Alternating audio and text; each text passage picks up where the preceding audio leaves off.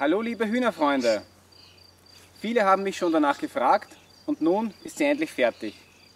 Die Schritt-für-Schritt-Anleitung für den Hühnerstall 2.0 in der Größe 2,5 Quadratmeter.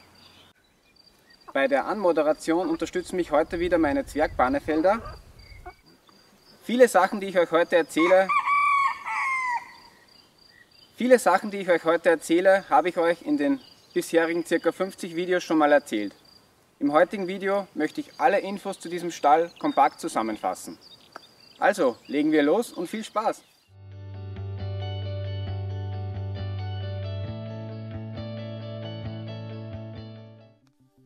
Hier eine kleine Übersicht, wie die Anleitung aufgebaut ist. Ich achte immer sehr darauf, dass die Beschreibungen auch für Hobbyhandwerker gut verständlich sind.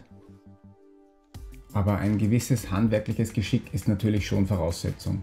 Man baut hier in Wirklichkeit ein mehr oder weniger kleines Tiny House. Es ist auch eine Werkzeugliste enthalten. Auch hier habe ich darauf geachtet, dass keine ausgefallenen Maschinen oder Werkzeuge benötigt werden. Auch eine genaue Materialliste ist vorhanden, inklusive einiger Links, wie ihr am besten an die Materialien rankommt. Wir starten mit einem kleinen Rundgang, bei dem ich euch gleich alle Details vorstellen möchte. Die automatische Hühnerklappe ist bei meinem Stall hier an der linken Seite mittig angebracht. Ihr könnt diese aber natürlich anbringen, wo es für euch am besten passt. Wieso ich diese wichtig finde, habe ich euch ja schon im Hühnerwelt 41 Video erklärt. An der Rückseite seht ihr die Lüftungsöffnung, die für die Zuluft zuständig ist. Weiters sieht man die Dachrinne und auch das Dach aus Trapezblech. Die rechte Seite des Stalls sieht relativ langweilig aus. Hier zeige ich euch später noch, wie man diese schön gestalten kann. An der Vorderseite ist dann die Lüftungsöffnung, die für die Abluft zuständig ist, eingebaut. Diese ist 60 cm höher als die Zuluft angebracht, somit wirkt hier das Prinzip der Schwerkraftlüftung. Sollte das nicht ausreichend sein, kann man auch die Tür-Fenster-Kombination kippen. Und damit in der Nacht kein Marder durch das gekippte Fenster kann, gibt es hier solche Kipparretierungen. Diese kann man wie gewünscht einstellen und sie haben sich bei mir auch schon sehr bewährt. Die Tür-Fenster-Kombination ist 1,80 Meter hoch und 80 cm breit. Somit haben die Tiere viel Tageslicht. Ich empfehle, die Tür Richtung Norden oder Osten auszurichten. Richtung Süden oder Westen würde den Stall an heißen Sommertagen zu sehr aufheizen. Weiter geht es mit der Inneneinrichtung. Ihr seht es schon, bei meinem Konzept ist wirklich nur das Notwendigste eingebaut. Einfach um Spalten, Ritze und Versteckmöglichkeiten für die Milben zu verhindern. Ich habe dieses Konzept jetzt nun schon um die 2 Jahre im Einsatz und habe, wichtig, ohne Einsatz von Chemie bisher noch keine einzige Milbe in einer meiner Ställe entdeckt.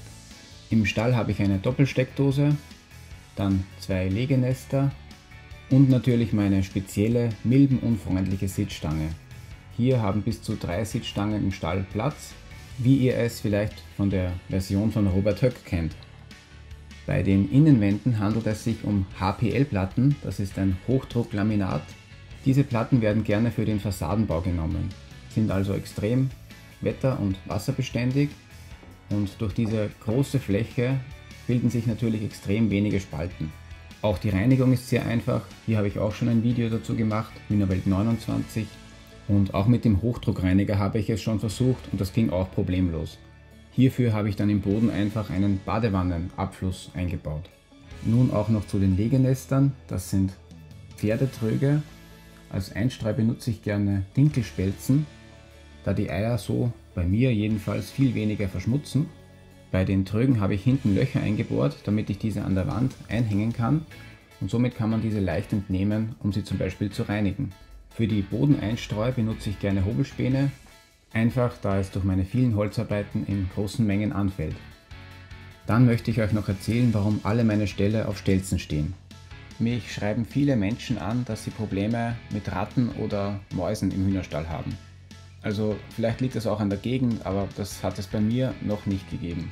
Und ich denke auch, das liegt erstens einmal am Stallkonzept, da hier auch wenige Versteckmöglichkeiten für sie vorhanden sind, aber auch am Stelzensystem, da es natürlich auch schwerer zugänglich für sie ist. Natürlich kommen sie rauf, wenn sie möchten, aber es wäre noch einfacher, wenn sie ebenerdig reinlaufen könnten. Der Platz hier links neben dem Fenster ist optimal für eine Tränke und für einen Futtertrog geeignet.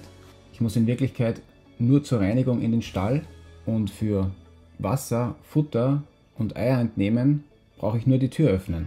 Nun noch zu den weiteren Vorteilen der Stelzen. Man sieht es schon, die Hühner haben von Haus aus einen Sonnenschutz, einen Schutz vor Greifvögeln und wenn sie den Bereich darunter abgegrast haben, haben sie auch automatisch gleich ein Sandbad. Weiter geht es mit einem Kritikpunkt, den ich oft bekomme. Ich meine, ich bekomme nicht nur diese eine Kritik, aber diese ist auch meiner Meinung nach vollkommen verständlich und ich habe bis jetzt auch nicht wirklich eine Lösung dafür gefunden. Es geht um folgenden Punkt. Wenn die Sitzstange wie hier zu sehen angebracht ist, kann es sein, dass 1-2 Hühner in der Zugluft sitzen. Dies ist aber dem geschuldet, dass die Montage mit diesen Winkeln an diesen Wänden so optimal geeignet ist. Seit neuestem biete ich aber eine mobile, milbenunfreundliche Sitzstange auf meiner Webseite an und wenn man diese dann 90 Grad gedreht in den Stall reinstellt, kann die kalte Luft reinkommen, runterfallen, nach Erwärmung wieder aufsteigen und den Stall verlassen. Und das Ganze ohne, dass die Hühner direkt in der Zugluft sitzen. Hier nochmal diese Cupcake-Förmchen im Detail. Ein Tipp, ich nehme diese immer gern doppelt, dann können sie nicht so leicht umgebogen werden. Und in diese könnt ihr dann zum Beispiel Kieselgur oder ein Speiseöl einfüllen und damit müssen dann die Milben durch diese Flüssigkeit oder durch das Kieselgur und das gefällt ihnen bekanntlich nicht und somit sind die Hühner noch besser geschützt. Jetzt noch zur angesprochenen langweiligen Seite des Stalls. Ich habe ja denselben Stall schon länger im Einsatz für meine Steinpipperl-Zuchtgruppe und hier sieht man schön, ich habe ein Spalier gebaut für eine Himbeer, die noch wachsen muss und habe an dieser Seite auch eine Aufbewahrungsbox angebracht.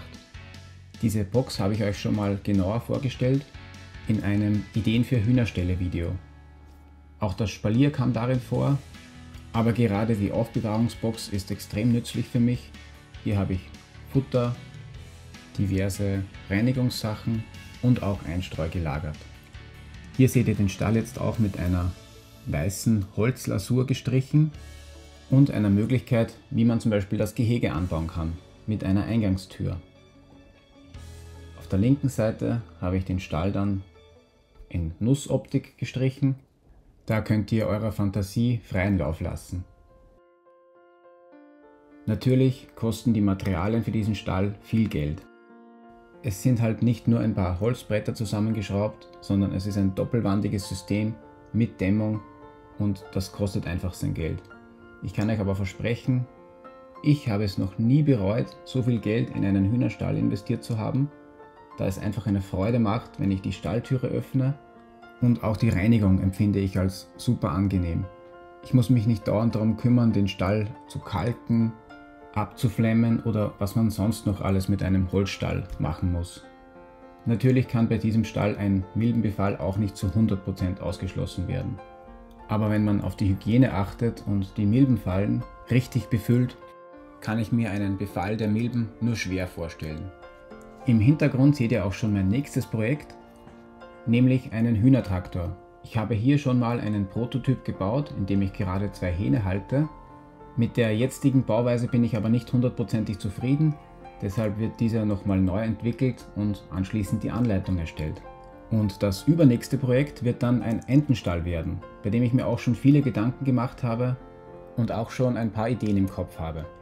Jetzt noch ein paar Fotos vom Aufbau. Ich empfehle euch den Aufbau zu zweit durchzuführen, mindestens. Ich mache das großteils alleine, das ist auch ein Mitgrund, warum ich den Stall an sich nicht mehr anbiete, sondern von dieser Version nur noch die Anleitung verkaufe. Das ist mir aber ein großes Anliegen, da ich von der Idee dieses Hühnerstalls überzeugt bin und sie somit weiterleben kann. Ich freue mich auf jeden Fall, wenn euch eins meiner Konzepte gefällt und ihr dieses nachbauen wollt. Auch wenn ihr mir Fotos eurer selbstgebauten Werke zusenden könntet, wäre das toll. Es ist einfach schön zu sehen, diese Ställe in verschiedenen Farbvariationen und in teils abgeänderten Bauvarianten zu sehen.